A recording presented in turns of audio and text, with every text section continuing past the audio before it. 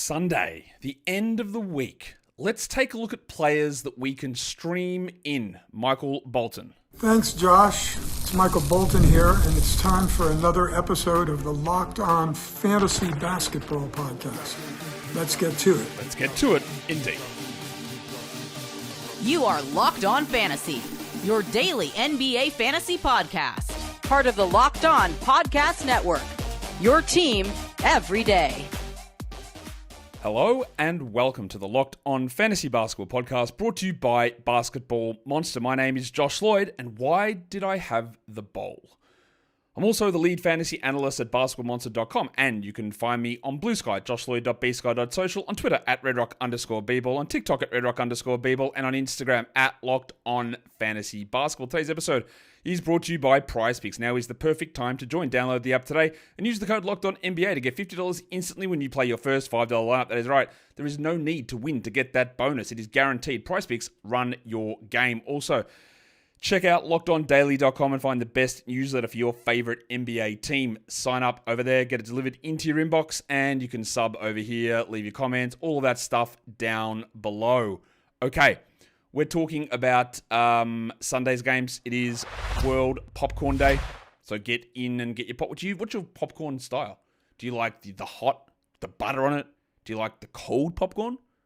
Sweet, salty, caramel, which of course the word is caramel, but that's okay. However you want to have your popcorn, as long as it's not that stale, multicolored stuff that comes in the big bag, then I think we're going to be okay.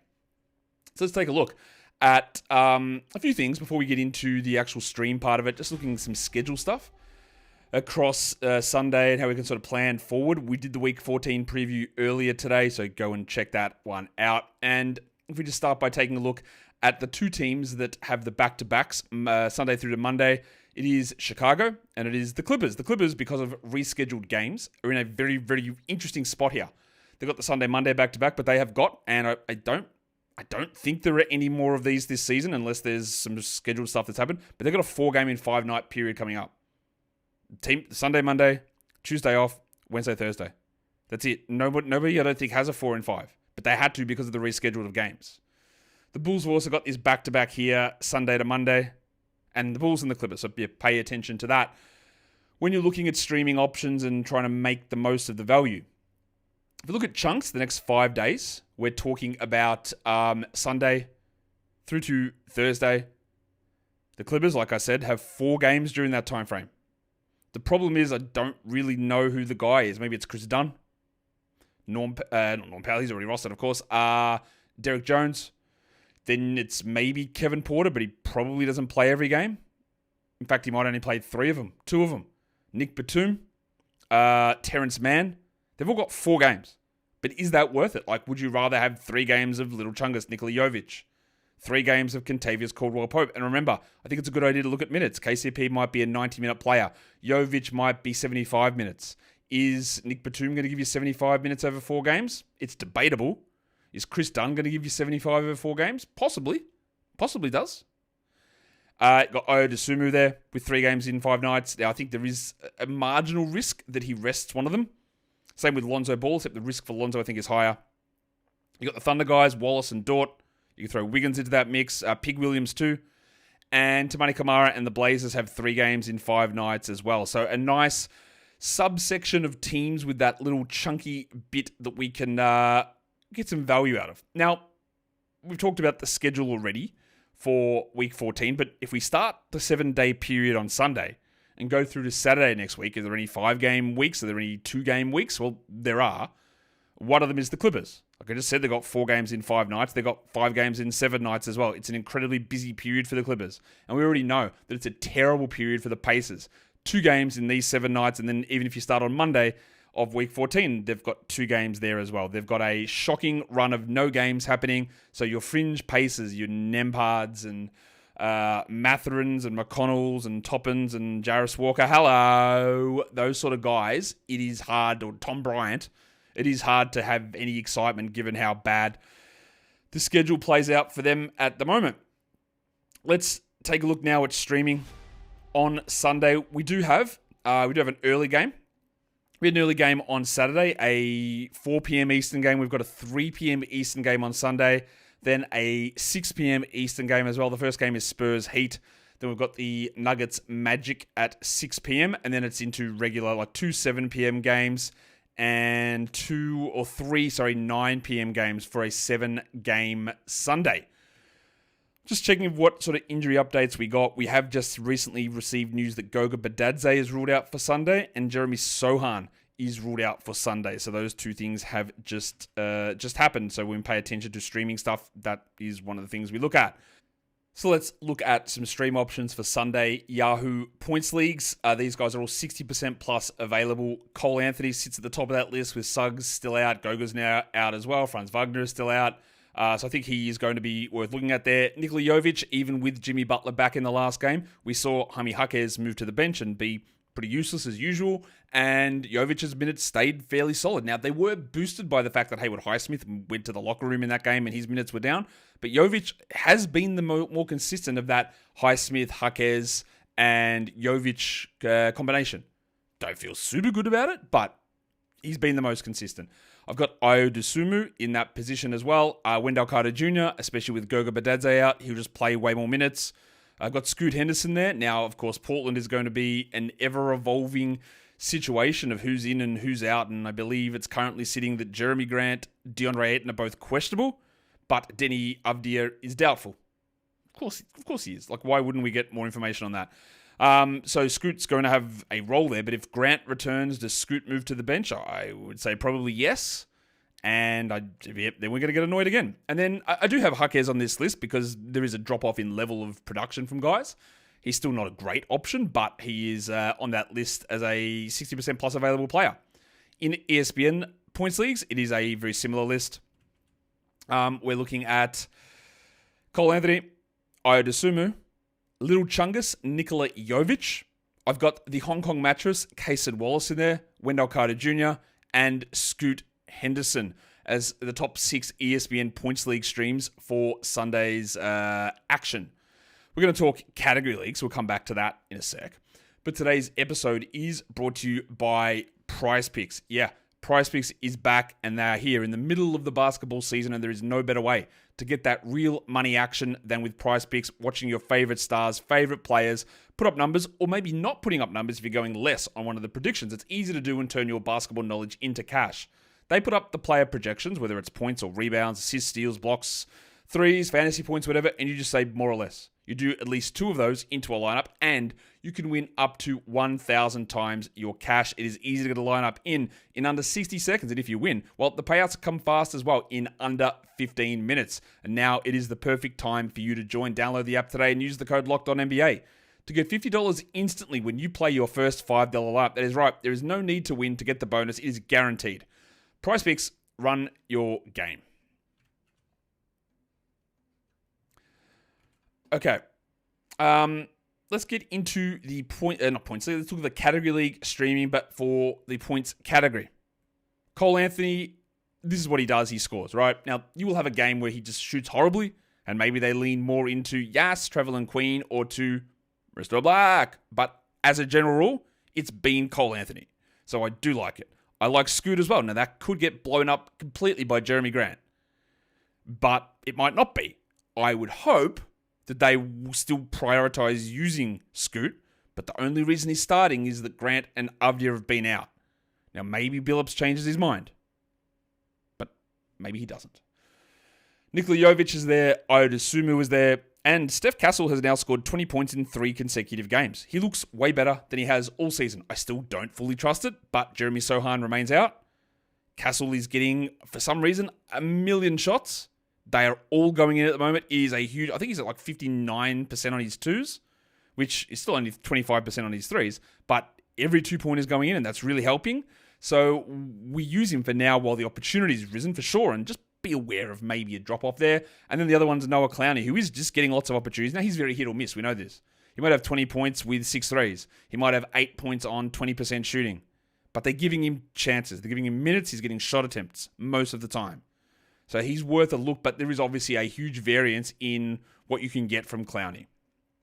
For 3-pointers, The two names at the top of that list are very, very obvious. They're both 7 3-pointer upside players, maybe more. Isaiah Joe and Duncan Robinson. Robinson, interestingly enough, with Jimmy Butler back, Robinson started, Rozier moved to the bench. I'm guessing they like Robinson paired with Butler because obviously Butler can't shoot. And then when Butler's out, Jaquez can shoot a little bit more, and then they put Rozier in next to him to get that ball handling that Butler normally provides. So that was a move they made, and we'll see whether that sticks, but that does give extra upside to what Duncan Robinson's able to do. Lou Dort, there's almost no way that Lou Dort is good because the last 2 games have been amazing. And it's Lou Dort. I know what Lou Dort does. It's usually terrible. But we'll see. We will see. Noah Clowney, he's getting up threes and he's shooting them pretty well most of the time. So he's on that list. Corey Kispert, he doesn't do anything else. And he's there. And Cole Anthony as well. He's going to get opportunity through minutes and usage to be able to take enough threes to maybe hit 2 or 3 of them. But we've got some very high upside volume guys in Joe and Robinson. Kispert's also a volume upside guy. And even Clowney is a little bit of a volume upside player there for the 3-pointers. For rebounds, top of this list has to be Wendell Carter Jr. You're probably getting double digits out of him. There's no one really coming for the minutes there, so we have to like that. Day'Ron Sharpe is an elite rebounder. Now, he could get 16 minutes. He could still have 8 rebounds in that time, but he could be reduced, but we'll see if they get cooked and Clarkson plays 22 minutes and Sharpe plays more. There's that upside of things going completely weird and pushing more into Sharpe. Ben Simmons is a pretty good rebounder as well. They're also continuing to run Simmons as a starter and Russell off the bench, which of course did not happen the first game after the trade. It was Russell that started and Simmons off the bench. And now D'Lo's just popping up big usage in like 23 bench minutes, which is weird, but that's what they're doing. Pig Williams is a first game for Jalen Williams starting against the Cavs. Terrible. A lot of fouls. Second game, really good. Got that nice double-double. Not saying he's going to be an awesome player or anything like that, but there is an opportunity for him as a starter to get 28 minutes, to get double-digit rebounds. Tamani Kamara is a pretty good rebounder. Tamani Kamara also, I think he's shooting 10% combined over the last 3 games. It's not quite, but I'll tell you what it isn't. I don't think it's even 30%. That the shot is way off, but the minutes are fine. How they continue to use him will be interesting. We know that Jeremy Grant's not coming in to take rebounds, so Kamara is pretty good in that category. And then literally Chungus, Nikola Jovic, playing a lot at the 4. He might be a 6 or 7 rebound guy, maybe gets a 9, but he's probably more 6 or 7 as a nice little rebound stream guy. Look at assists, and usually you can't find great assist players, but I think there's a couple of really good ones available here. Ben Simmons, Scoot Henderson. Both, I think, with 9 assists, 10 assist upside. It drops a little after that, but even then, the rest of these names are all 60% plus available. 5, 6 assist upside here, which is not a usual thing.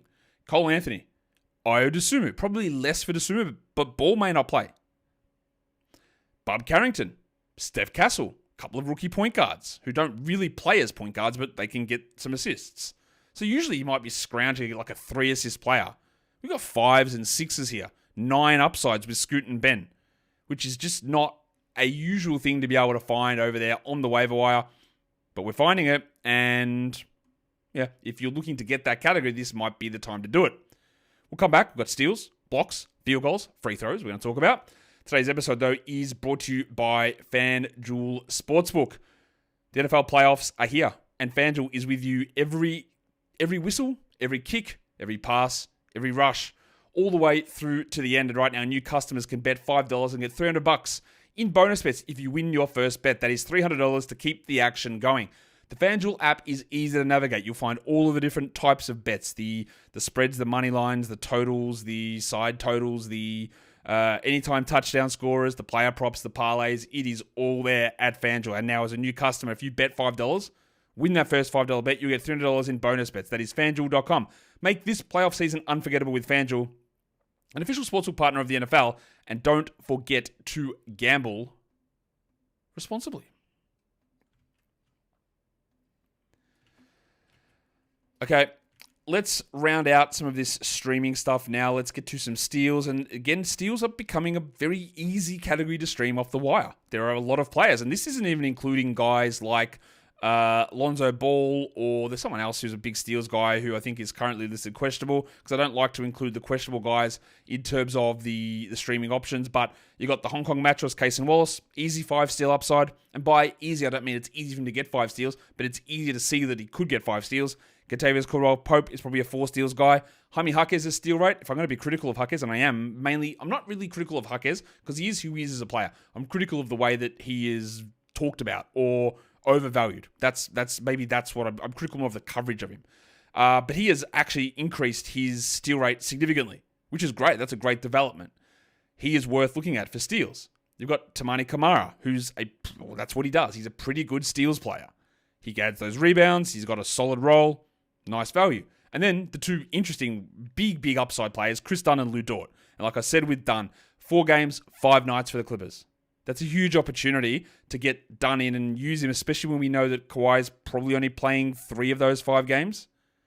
So Dunn will get at least 2 starts, maybe more, because they're going to move Dunn and Jones around allegedly in the starting lineup.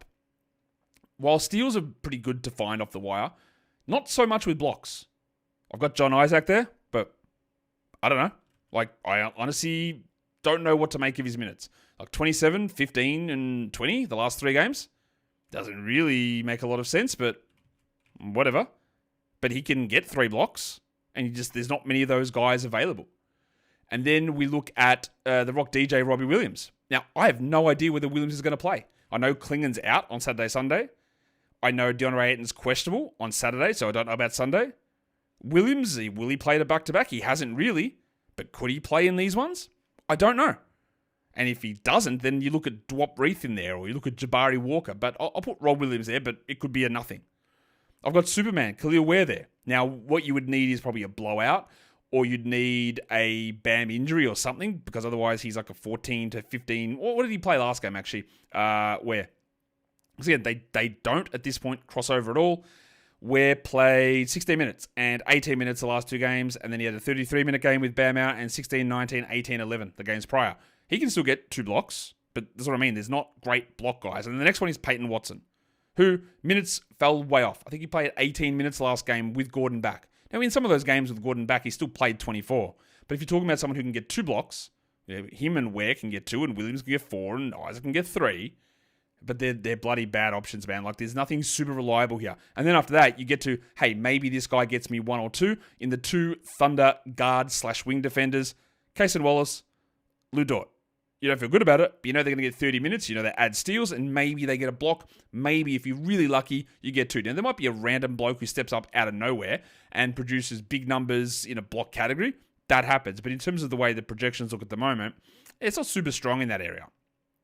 Field goal percentage, there are a few interesting names on this list. Number 1 is Rob Williams, if he plays.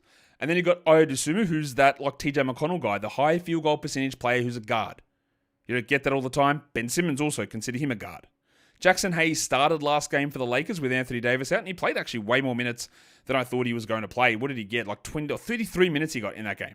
Now, I don't know whether Davis is going to play. I expect that he probably does, but I don't know. And if Davis is out, then Hayes does get a real boost. I've got Goldfinger Charlie Bassey there. He had a huge game last time out for the Spurs. Now, he could very easily do nothing. But after a period where it seemed like they were alternating him and Zach Collins, Bassey has played 17, 11, 12, 13, 14 the last 5 games. And if he has 4 of 4 from the field, it's enough to have an influence. The same goes with DeAndre Jordan, who seems to have replaced Dario Saric and Zeke Nnaji permanently as the backup center. He played 15, 23 in the start, and 16 the last 3 games. And Jokic played only 31 minutes last game. He's still dealing with that elbow. He's probable Jokic. I think he's okay. But there is a chance that the game gets out of hand. Jokic plays 32. He gets 16 DeAndre Jordan minutes. He goes 3 of 3 from the field for 6 points. And you've made a bit of a dent into that category. Lastly, and again, this is a very, very common pattern again this season. We can stream threes. Easy to do. We can stream steals. Actually relatively easy. And while free throw percentage is one of the most variable categories week on week, there's actually quite a few guys every week that appear on the waiver wire that might be 3 of 3 guys, or they're consistent 90% players, but they're available. And that's not something that usually when the thing is like, this guy will be a 100% free throw guy, but he might hit one of them. That doesn't really influence it. And it's also worth remembering, when talking free throw percentage versus field goal percentage in a category league during a week, is that the volume that your team takes of free throws is probably like, we're going to have a look at your matchup. It's probably like 150. Depending on how many games, but about 150 free throws to 160 free throws attempted per week. Probably. Field goals, it's way more. What is it? I think field goals is, I think it's like 400 to 500. Might even be more than that. It's probably more. It's probably like 500 field goal attempts per week, meaning it's harder to influence the field goal percentage category on one day than it is free throws, because once you've got a smaller denominator, like with free throws, the impact of a change in the numerator is larger. So we're in a situation where, like, if someone goes 2 of 2 from the field, it's great, it's fine. But 2 of 2 from the line has 3 times as much impact. And then you've got these players, Kentavious Caldwell-Pope, Max Christie, Corey Kispert, who legitimately could all be 90% plus free throw guys. Very easy to see them going 3 of 3, 2 of 2, which is way more impactful than 2 of 2 from the field. Jalen Wilson, Duncan Robinson, and Amir Coffey. All of them have got roles. I would say all of those players are 20-minute player minimums, with KCP and Kispert being 30-minute guys. So they're not going to get 10 free throws. But I think in the past there's been this idea that you need to get 6 free throws to really influence that category. And you actually don't need that much of it. You had a couple of these guys, you get 6 of 6 combined.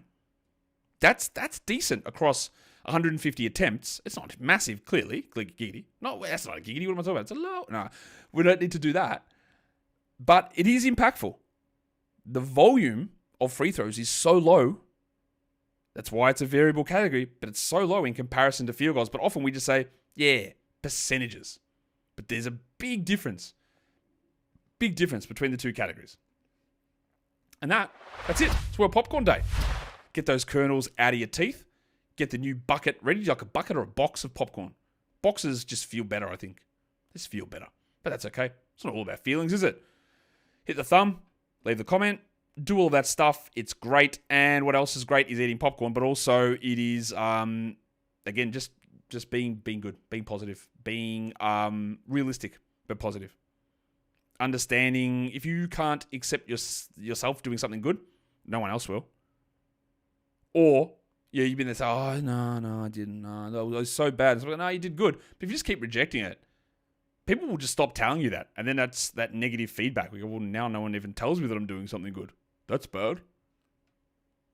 We don't have to be positive all the time. But also don't be hard on yourself. There's enough other people who try that. Guys, we are done here. Thank you so much for listening, everyone. See ya.